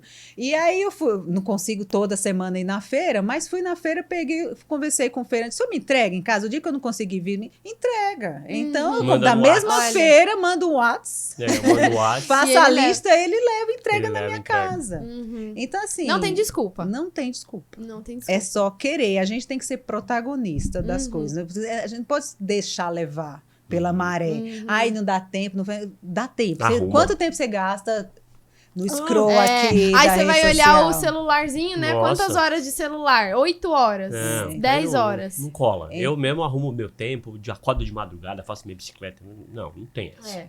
Quando você quer, você arruma tempo.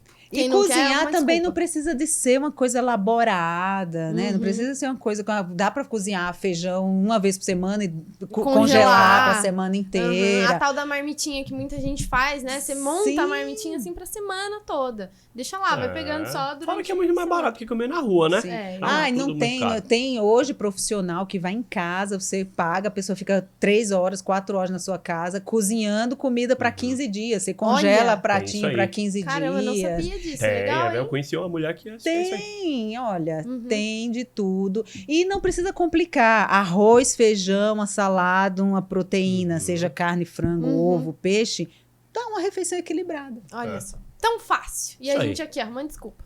Muito bem. Acabou alguma? Acabou. Ele falou já. Guma. Acabou. Doutora, muito, muito, muito obrigada pela sua participação. Muito esclarecedor. obrigada. Muita Bom coisa a gente demais, não né? sabia, né, Fabinho? Pô, O Guma também aprendeu muito, Guma. Ai, Vamos tomar adorei. jeito, Depois né? você Agora. ensina a doutora a tocar bateria. Vamos conversar, hein? Obrigado, Muito doutora. obrigada. Muito obrigada a vocês. Contem comigo. Se quiserem, a gente tem muito papo aí pela frente. Siga a doutora nas redes. Nas redes né? sociais. Quais são as suas redes? Pra essa câmera aqui.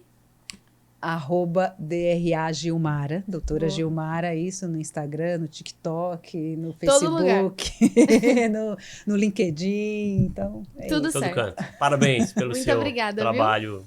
Enfim, Valeu. muito legal, muito isso. bom. Obrigada. Obrigada por tratar o Fabinho, viu? É, Ele é um paciente querido. Ele dá um trabalho, eu sei. valeu. Valeu, Tropicast!